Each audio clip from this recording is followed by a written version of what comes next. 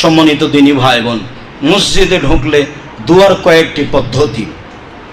Usaid রাদিয়াল্লাহু তাআলা আনহু বলেন, আল্লাহর নবী বলেছেন, ইজা দাখালা আহাদুকুমুল মসজিদা ফালিয়াকুল আল্লাহুম্মা আফতাহ লি আবওয়াব রাহমাতিক। এটা তিনি আদেশ করলেন, কেউ যদি মসজিদে ঢুকে তাহলে সেজন্য বলে আল্লাহুম্মা আফতাহ লি আবওয়াব রাহমাতিক, তোমার রহমতের দরজা আমার জন্য খুলে দাও। ওই যা খারাজা মিনহু, আর যখন বের হবে ফালিয়াকুল সেজন্য বলে, আল্লাহ নবী আদেশ করলেন, আল্লাহুম্মা ইন্নী আসআলুকা মিন ফাজলিক, আমি তোমার অনুগ্রহ চাচ্ছি। ব্যবসা বাণিজ্য দোকান খুলছি, টাকা পয়সা বেশি করে দাও, দোকানে লস হয় না যেন।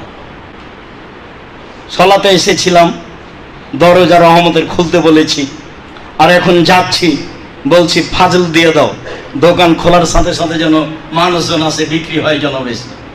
মনে একটু ভাববেন, ও তো ফাজল, ও তো এইভাবে বুঝেননি, কোনোদিন খেয়াল করেননি। মানে এখন তো চলে যাচ্ছি, ফাজল যাচ্ছি। ফাজল কি? ব্যবসা বাণিজ্য, টাকা পয়সা, জমি জায়গা, গরু ছাগল, আহাল পরিবার, যার নাম সম্পদ তার নাম ফাজল।